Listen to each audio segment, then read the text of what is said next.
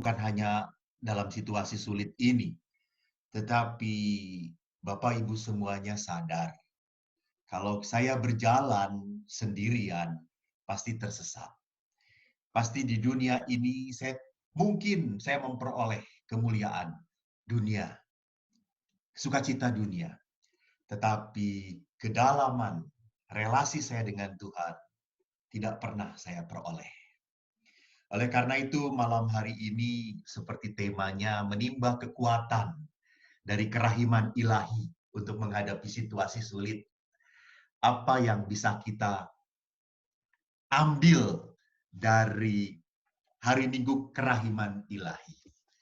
Kita sadar bahwa minggu kedua Paskah adalah minggu kerahiman ilahi, dan itu mulai diangkat oleh Paus Yohanes Paulus semenjak tahun 2000. Saya akan bacakan bacaan pada saat Minggu Kerahiman Ilahi dari Injil Yohanes. Kalau Bapak Ibu mau mengikuti, silakan lihat Injil Yohanes bab 20 ayat 19 sampai 23. Sebetulnya yang dibacakan harusnya sampai 31. Tapi saya hanya mengulas sampai 23 saja. Saya bacakan untuk Anda semua. Setelah Yesus wafat di salib pada malam pertama, sesudah hari Sabat, berkumpullah murid-murid Yesus di suatu tempat dengan pintu-pintu yang terkunci, karena mereka takut kepada orang-orang Yahudi.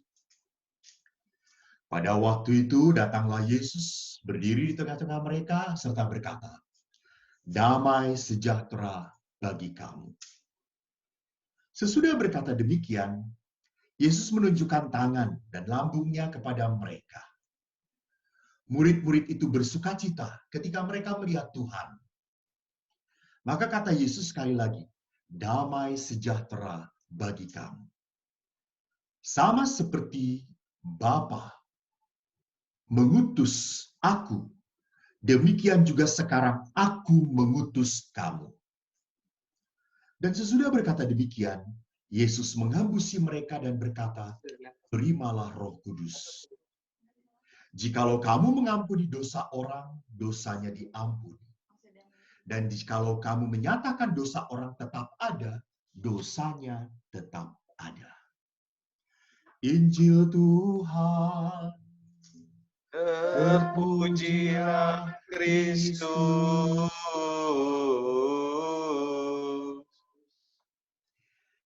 Bapak Ibu, tadi kita dengar sepotong awal dari kisah keseluruhan Injil Kerahiman.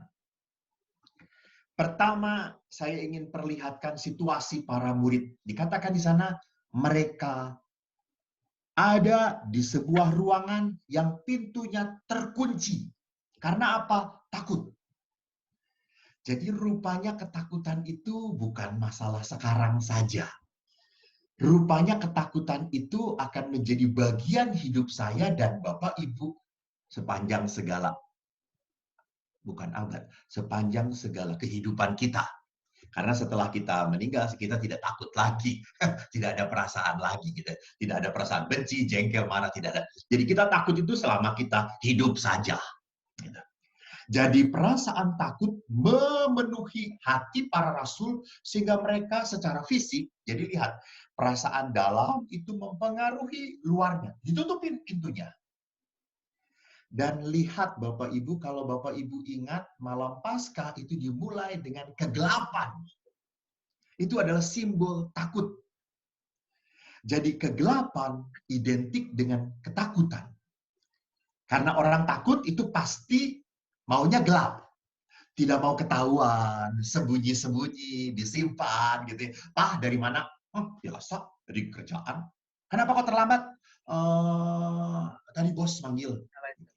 Padahal dia habis hangout dengan teman-temannya gitu. Tapi itu ditutupi, ketakutan. Jadi ketakutan itu ada sesuatu yang disimpan, dikemas, tidak mau kelihatan.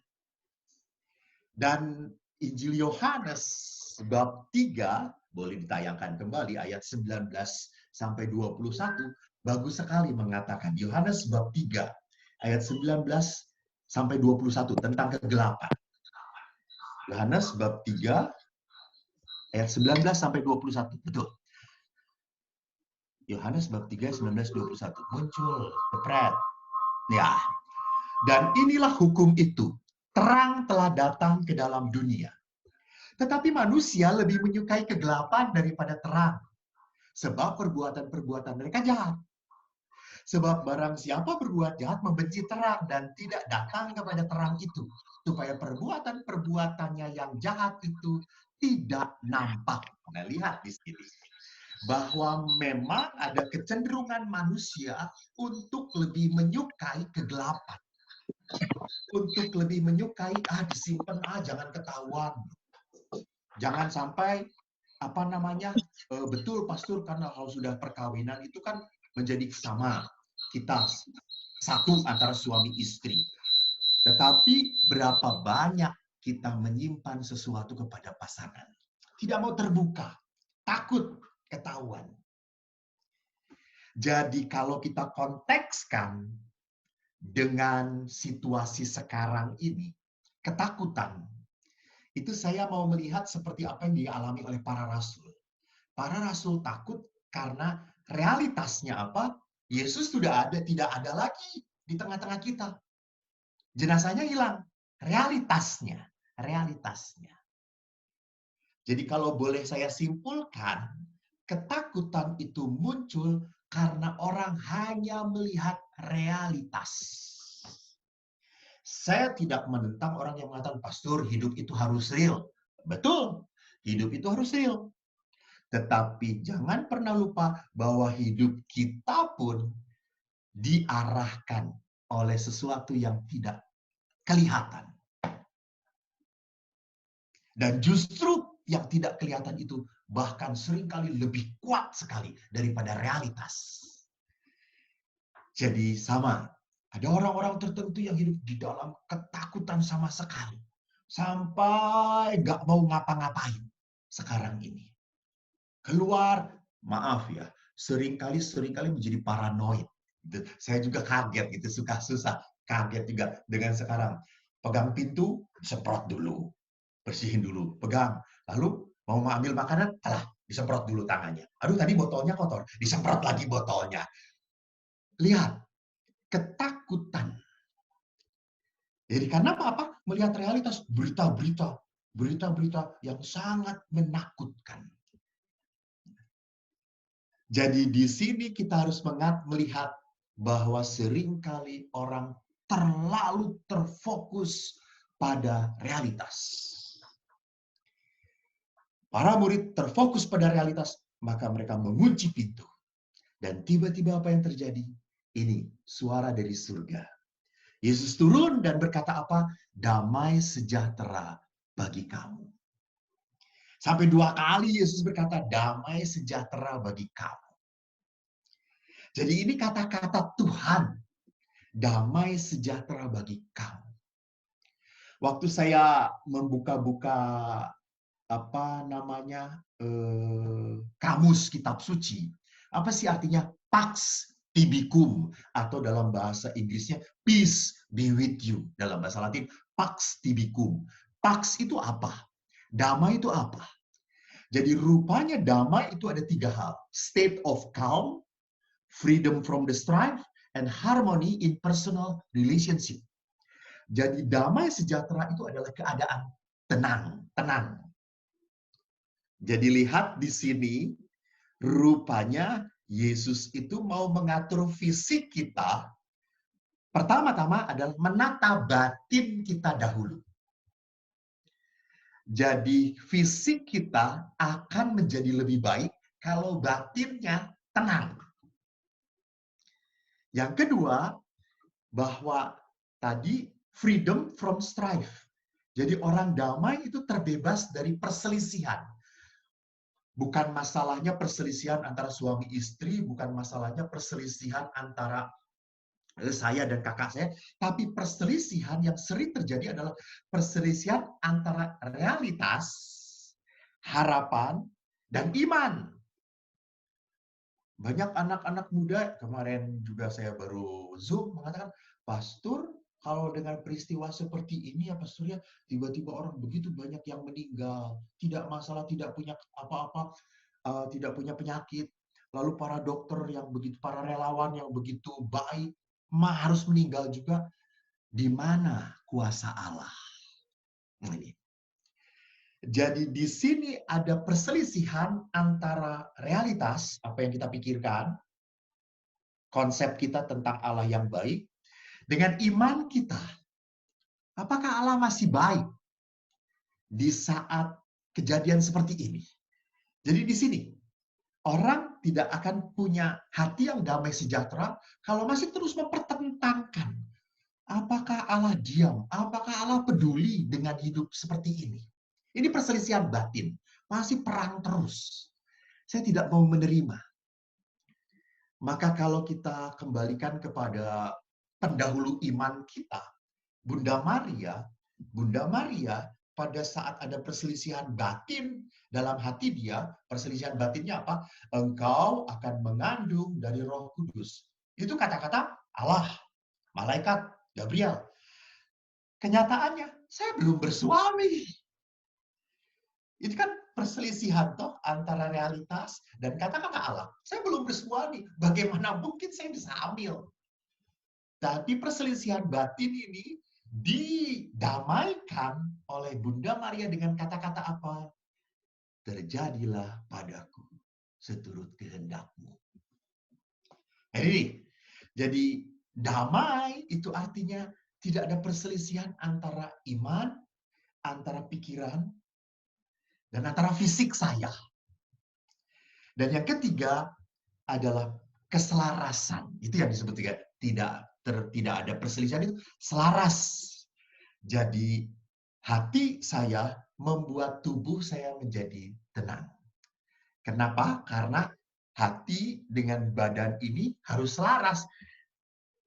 Hati saya gelisah, takut, maka badan ini selalu bergetar, selalu sedikit-sedikit temperatur, sedikit-sedikit seperti saya, sedikit-sedikit dicek. Berapa, itu. Karena apa? Ada perselisihan, selalu worry, selalu ketakutan. Jadi semua alat ada, ini lihat saya, semuanya ada. Setiap saat, vitamin segalanya dimakan. Artinya apa? Saya antara ketakutan dengan batin, dengan tubuh saya ada sebuah ketidakselarasan. Maka bagaimana Yesus berkata damai, damaikan, selaraskan. Dan akhirnya kalau kita berbicara tentang suara dari Allah, damai, ini suara yang harus kita serap di dalam kehidupan kita. Maka Minggu Kerahiman itu menarik. Minggu Kerahiman tujuannya adalah apa? Kalau melihat sejarahnya dalam penetapan Paskah kedua sebagai Minggu Kerahiman, bahwa hidup dunia ini rupanya terlalu mengedepankan realitas, terlalu mengedepankan kesulitan, terlalu mengedepankan dunia kita kacau, dunia kita menjadi tempat yang tidak indah lagi, tidak nyaman lagi. Padahal di kisah penciptaan, Allah menciptakan semuanya baik adanya.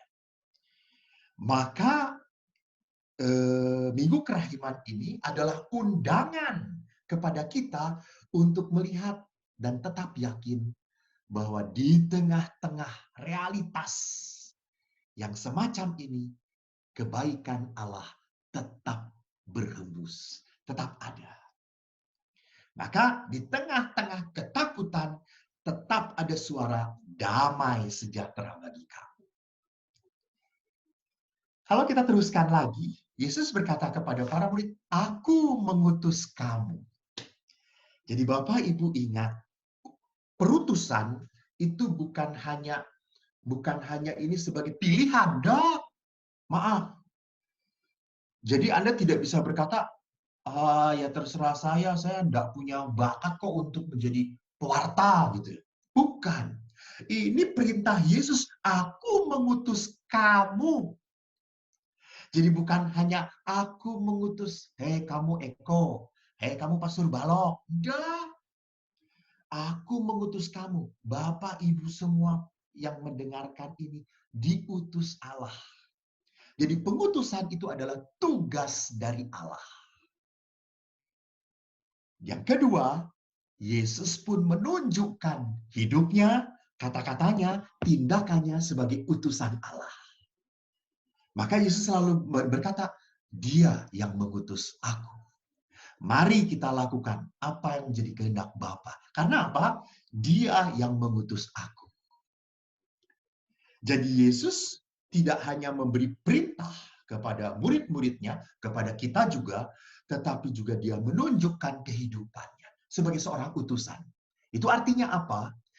Bapak, Ibu diperintahkan oleh Allah untuk menjadi utusan di tempat Anda masing-masing.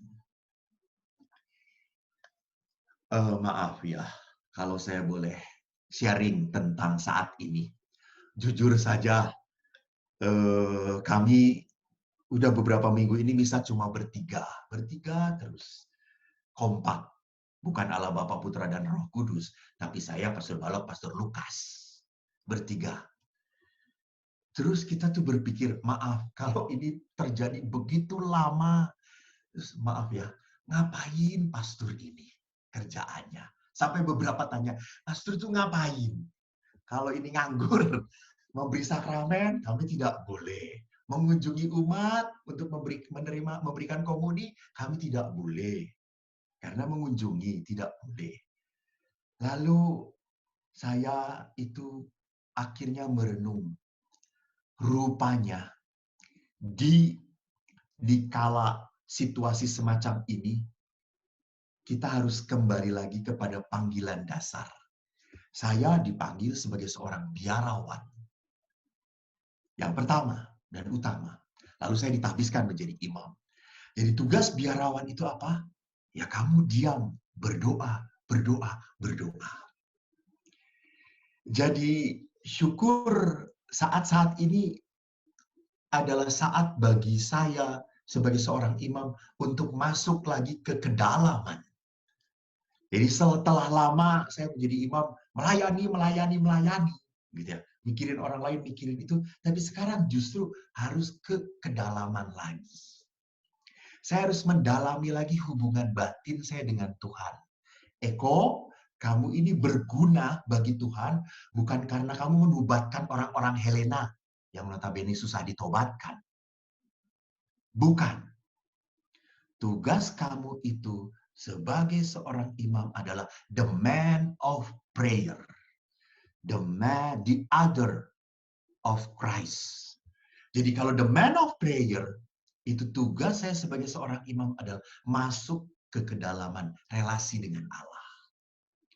Jadi sama, di saat lockdown ini pun Anda dimasukkan kembali ke dalam keluarga. Anda harus mendalami hubungan Anda di tengah keluarga lagi. Betapa mengharukan.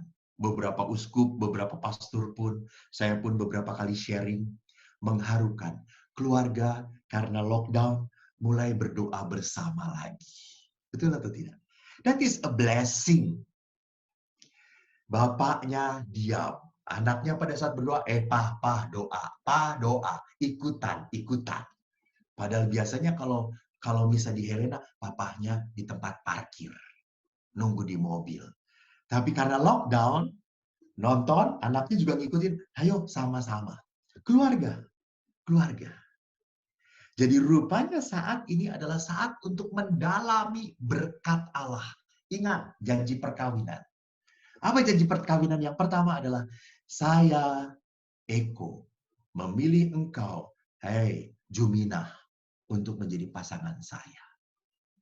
Saya berjanji kepadamu untuk memberikan kesejahteraan. Jadi ini saat ini adalah rahmat bagi saya untuk mengikuti apa yang dikatakan oleh atas, aku mengutus kamu. Jadi Bapak ingat, Bapak itu diutus oleh Allah untuk menjadi penyelamat istri. Dan hai istri, kau diutus oleh Allah untuk menjadi penyelamat suami. Membawa keselamatan. Ini utusan. Sekali lagi, tidak ada pilihan. Ini adalah tugas kita bersama. Menjadi seorang utusan. Dan yang terakhir, dikatakan apa? Sebelum Yesus mengutus, dia menghembusi mereka dengan roh. Dengan roh. Jadi daya untuk kita bisa menjadi seorang utusan hanya bisa terjadi kalau kita sungguh dituntun Allah dan diberi kekuatan Roh Kudus. Jadi saya bisa menjadi seorang utusan, saya bisa menjadi seorang pastor yang baik, pastor yang dalam tanda petik benar, kalau saya sungguh tadi, pertama, dituntun oleh Allah dan mendapatkan kekuatan dari Roh Kudus. Jadi salah kalau Anda menjadi utusan karena kekuatan pribadi Anda. Tidak mungkin. Anda tidak akan mungkin menjadi seorang yang setia, Bapak yang baik, Bapak yang penuh kebenaran, Bapak yang patut dicontoh oleh anak-anaknya kalau hanya punya kekuatan pribadi. Tidak. Anda butuh dituntun oleh Allah. Anda butuh dikuatkan oleh Roh Kudus. Karena kan kalau nggak salah ini sih ya, silakan Anda protes karena tapi Anda tidak bisa protes karena Anda di unmute semuanya, tidak bisa ngomong, cuma saya yang ngomong. Tapi setelah PD silakan ngomong, tapi bukan saya yang mendengarkan. Bahwa laki-laki itu kecenderungannya adalah apa? Mungkin maaf, tidak semua laki-laki. Kecenderungannya adalah sulit untuk setia. Sulit untuk setia. Harus butuh pengorbanan yang besar untuk setia. Tidak hanya menjadi seorang suami, tapi juga menjadi seorang bapak bagi anak-anak. Mungkin saya hanya cukup menjadi seorang suami saja. Tetapi saya seringkali lupa hadir untuk menjadi seorang bapak. Friend of my children. Jadi saya mendampingi mereka belajar, mendampingi mereka berteman, mendampingi mereka bertumbuh, berkembang, ngobrol. Umumnya kalau saya menanya anak-anak di rumah, "Nak, kamu paling dekat dengan siapa?" "Mama." "Paling cerewet siapa?" "Mama." "Mama." Tetap mama. Gitu. Tapi yang paling gampang dimintai siapa? Papa, gitu ya. Karena papa kalau ngomong, "Pa, minta mama," gitu ya. Jadi cari gampangnya gitu. Dan di situ jadi kelihatan sekali bahwa kesetiaan itu hanya bisa dilakukan oleh seorang bapak kalau bapak itu sungguh dituntun oleh Allah dan diberi kekuatan roh. Seorang istri paling gampang dalam tanda petik umum, tidak semuanya ya, belum tentu semuanya, kesetiaan. Hanya kesetiaannya ini seringkali juga menjadi kan seorang perempuan sudah memberikan waktunya, tenaganya, pikirannya, tetapi kalau disakiti, dilukai, maka ia akan mempunyai keraguan-raguan. Ia akan mulai mengatakan, apakah saya masih disayang oleh pasangan saya? Apakah pasangan saya masih memikirkan saya? Sehingga kalau malam-malam istri kan selalu ngomong, Papa tuh masih sayang nggak sama saya sih? Terus papanya ngomong, kalau nggak sayang, gue sekarang nggak tidur sama lo. Jadi lihat di sini bahwa butuh sekali sebuah ungkapan bahwa saya masih tetap berarti dalam hidup pasangan saya. Dan seringkali ungkapan-ungkapan itu tidak Anda dapatkan. Maka apa? Kalau Anda hanya menuntut pada pasangan, yang terjadi hanya akan ibu-ibu, Anda hanya akan menemukan kekecewaan. Maka di sana dikatakan apa?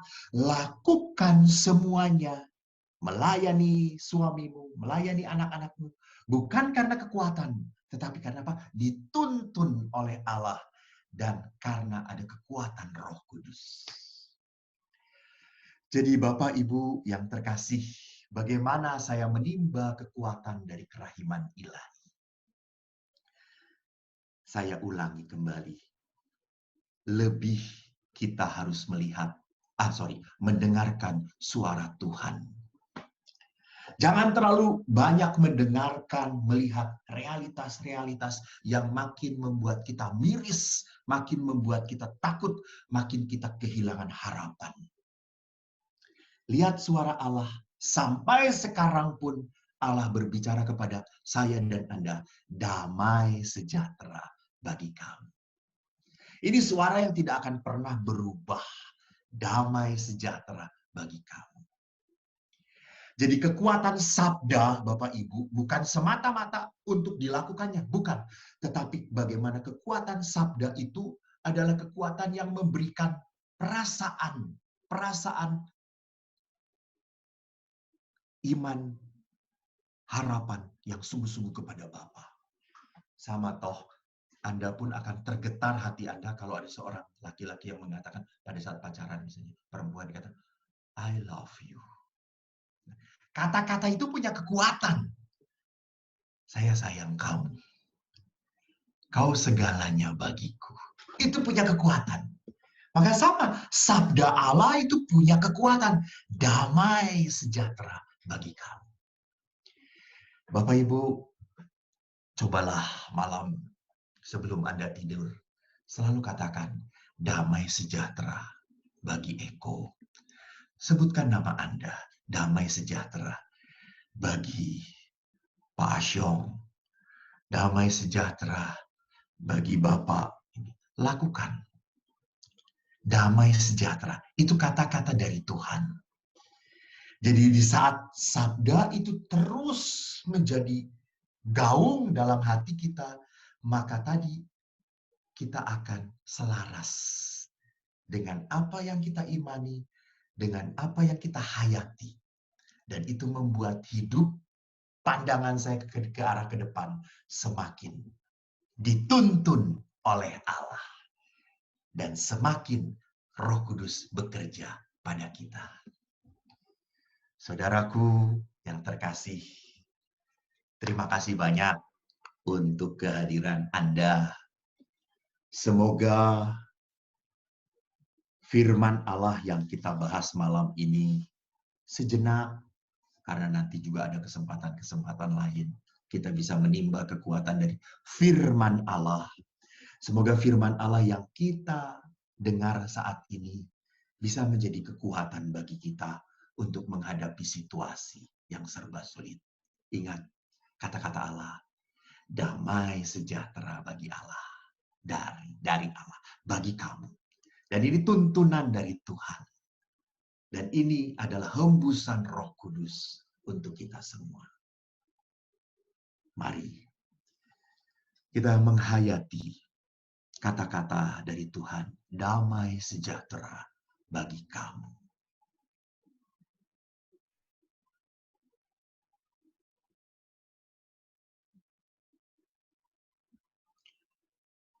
Tuhan yang Maha Baik, kami bersyukur kepadamu. Engkau Allah yang tidak akan pernah meninggalkan kami. Karena Engkau tahu bahwa kami ini ciptaan-Mu. Bahwa kami ini berasal dari-Mu dan suatu saat kami kembali padamu. Tuhan, kami ingin kembali padamu dalam keadaan layak. Kami ingin kembali kepadamu dalam keadaan pantas, dalam keadaan siap. Maka biarkanlah saat-saat kehidupan ini menjadi saat bagi kami untuk menjadi utusan-Mu di tengah panggilan hidup kami. Maka Tuhan, tuntunlah langkah hidup kami. Berikan penerang sehingga tutur kata kami, tindakan kami sungguh sesuai dengan panggilan hidup kami. Dan semoga dikala kami lemah, dikala kami takut, dikala kami malas, hembuskanlah kekuatan Roh Kudus, sehingga tumbuh kembali rasa bakti kami, rasa cinta kami, rasa kasih kami. Bapa, biarlah damai sejahtera itu selalu ada di hati kami. Demi Kristus Tuhan dan pengantara kami. Amin. Terima kasih. Tuhan memberkati.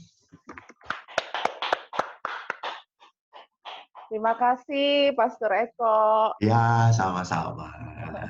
Sungguh luar biasa ya pada malam hari ini. Kita semua diberi Amin. kekuatan. Amin. Akan Roh Kudus juga kita diingatkan bahwa kerahiman ilahi sungguh nyata di dalam kehidupan kita sehari-hari saat ini.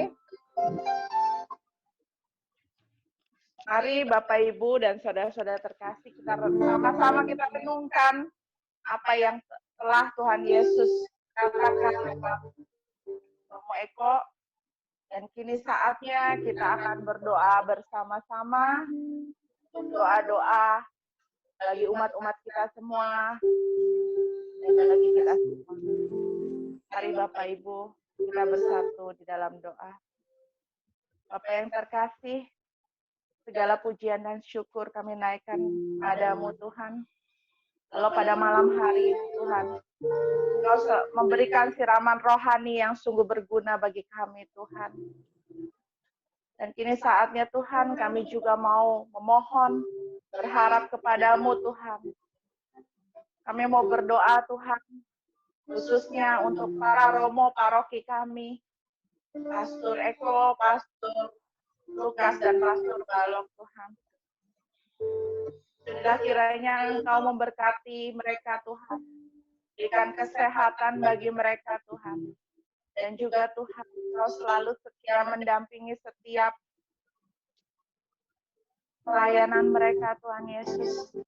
Kami percaya Tuhan, mereka juga mendoakan kami semua, mendoakan badai COVID yang saat ini sedang terjadi Tuhan. Kau berkati, kau urapi para romo kami Tuhan. Kami mohon Tuhan. Kabulkanlah doa kami ya Tuhan. Bapak yang terkasih, kami juga berdoa khususnya untuk tim medis yang berada di garda terdepan Tuhan. Sudilah kiranya Engkau memberikan kekuatan bagi tim medis di setiap rumah sakit seluruh dunia Tuhan. Berikan kekuatan iman mereka Tuhan Yesus. Berikan berkat pelayanan bagi mereka Tuhan Yesus. Dan juga kami teringat akan saudara-saudari kami, umat Santa Helena, Dr. Samuel dan juga Iren, perawat di Siloam Tuhan. Sudilah kiranya memberikan kekuatan dan memberkati mereka dan berikan kesehatan bagi mereka. Kami mohon Tuhan. Kabulkanlah doa kami ya Tuhan. Mari Bapak Ibu, saatnya kita berdoa. Kami persilahkan untuk Bapak Ibu yang memohon doa saat ini. Saya ngomong sama DPH.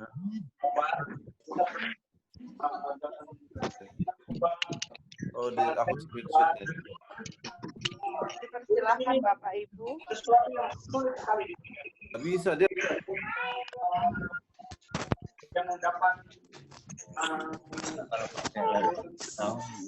Halo Bapak yang terkasih, terima kasih ya Bapak buat malam ini. Terima kasih ya Bapak. Terima kasih buat sabdamu yang indah ya Bapak. Terima kasih. Di tengah kegalauan ini, di tengah begitu banyak masalah dalam dunia ini ya Bapak. Engkau datang membawa damai sejahtera bagi kami semua. Biarlah ucapan syukur selalu ada dalam diri kami. Biarlah kami juga lebih fokus lagi akan Engkau ya Bapak. Kami mohon Bapak. Kabulkanlah doa kami ya Tuhan. Bapa surgawi,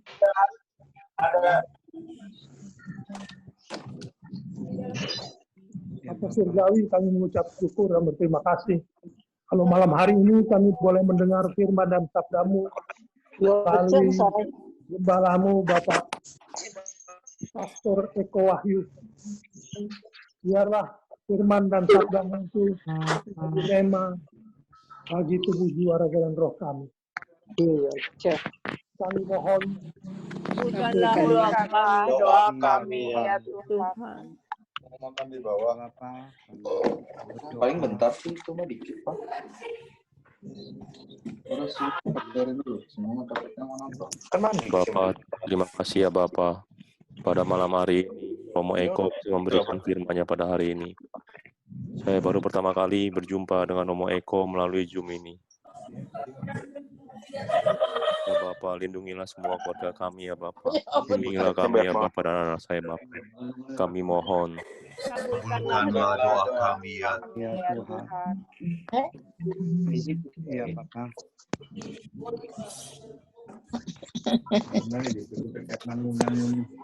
Makanya. Ya Tuhan. Allah Bapa di surga. Terima kasih Tuhan. Engkau yang selalu menyertai kami di dalam kehidupan kami ini Tuhan. Kami percaya Tuhan, kasih-Mu, penyertaan-Mu selalu untuk kami. Mana saat ini Tuhan kami semakin ingin belajar lebih dekat kepadamu Tuhan. Bapa, kami juga memohon belas kasih dan penyertaan-Mu untuk anak-anak kami yang jauh dari keluarga Tuhan. Kiranya kasih-Mu dan penyertaan-Mu selalu bersama mereka. Kami mohon. Kabulkanlah doa kami. ya. Iya Tuhan. Kalau ini Iya Bapak, kami berdoa, saya juga berdoa untuk suasana saat ini bagi saudara-saudari kami yang telah meninggal karena penyakit COVID-19. Kiranya Tuhan Kau berikan pengampunan, kemurahan-Mu karena kasih karunia-Mu Tuhan, hingga mereka boleh berada di dalam kerajaan Bapa di surga. Bila kita mohon, Kabulkanlah Doa kami ya Tuhan.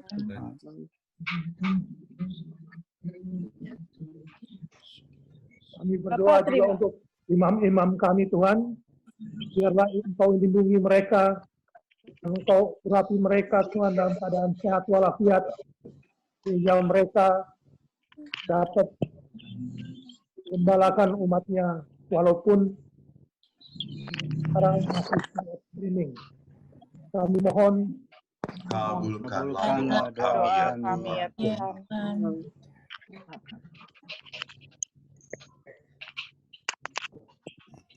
Bapak, Engkau lihat kami begitu rindu untuk bersekutu. Bapak,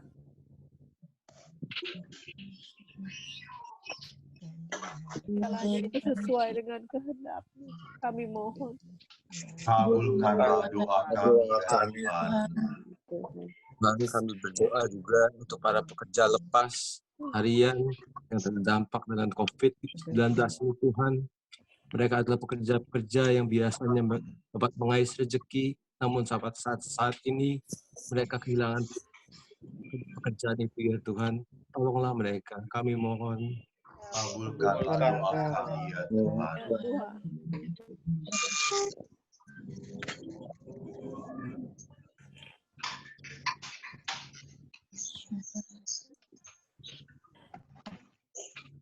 Kami mau berdoa juga untuk sahabat kami Pak Fernandes Tuhan yang saat ini setelah menjalani kateter masih suka sesak nafas.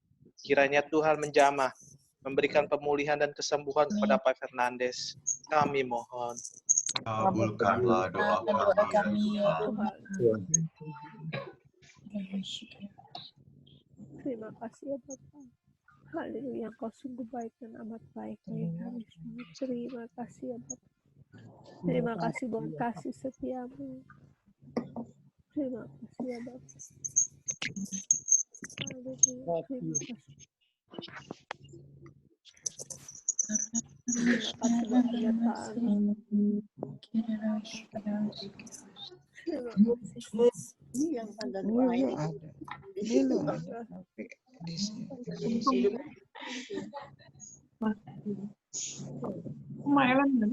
Ya Bapak, Inilah doa-doa kami Tuhan.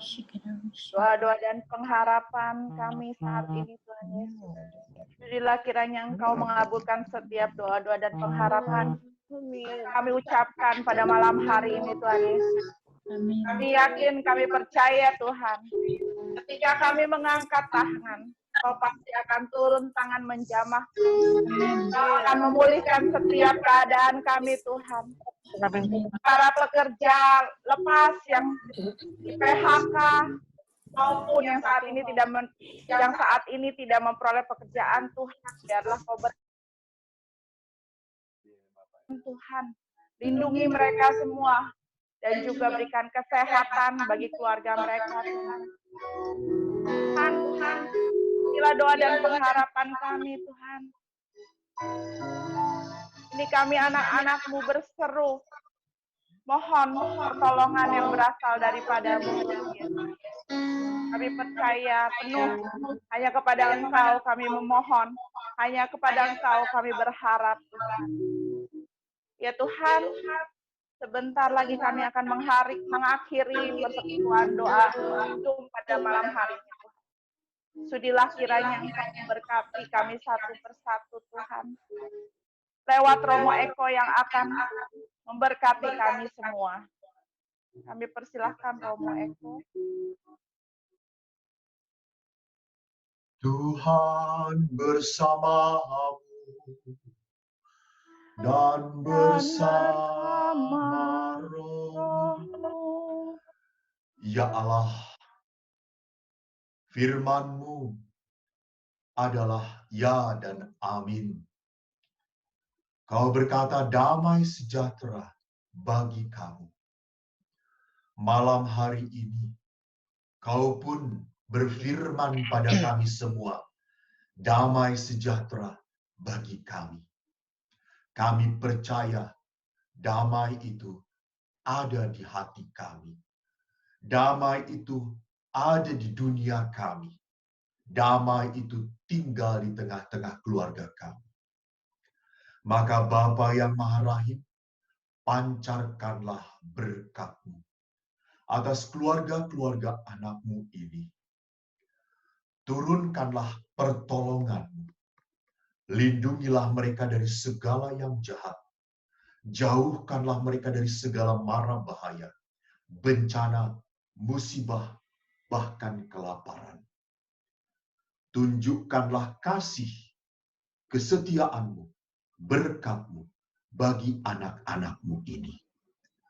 Saudara sekalian, Anda semua, keluarga Anda, dan orang-orang yang kita doakan, dibimbing, diberkati oleh Allah yang Maha Kuasa, Bapa dan Putra dan Roh Kudus. Amin. Dengan demikian persekutuan kita telah berakhir. Haleluya. Haleluya. Haleluya. Syukur kepada Allah. Syukur kepada Allah. Terima kasih Romo Eko. Iya. Sebelum kita menutup persekutuan doa ini, saya mengucapkan terima kasih kepada Pastor Eko yang sudah memberikan kabar sukacita pada malam hari ini. Kita semua diteguhkan. Amin. Amin. Dan juga bagi teman-teman yang sudah join, hari ini sudah full 100 Zoom pada hari ini. Partisipannya ada 100. Luar biasa. Kita semua sungguh merindukan pujian dan penyembahan serta siraman rohani yang akan menguatkan kita semua.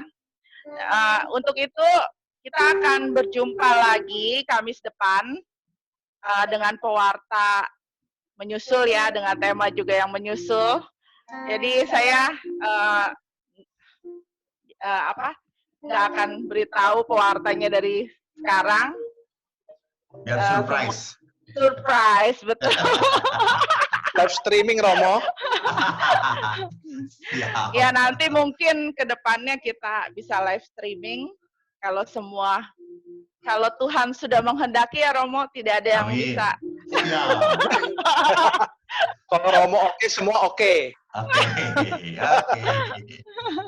Terima kasih Bapak Ibu yang sudah hadir, yang di luar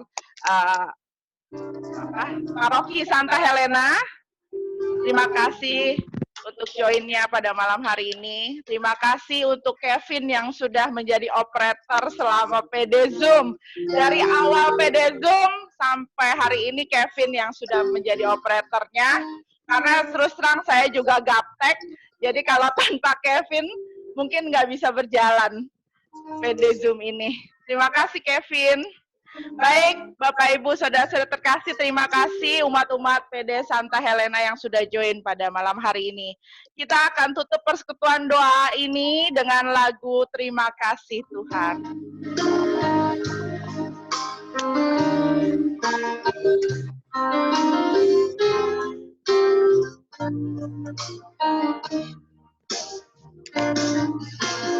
Terima kasih Yesusku buat anugerah yang Kau beri hari ini.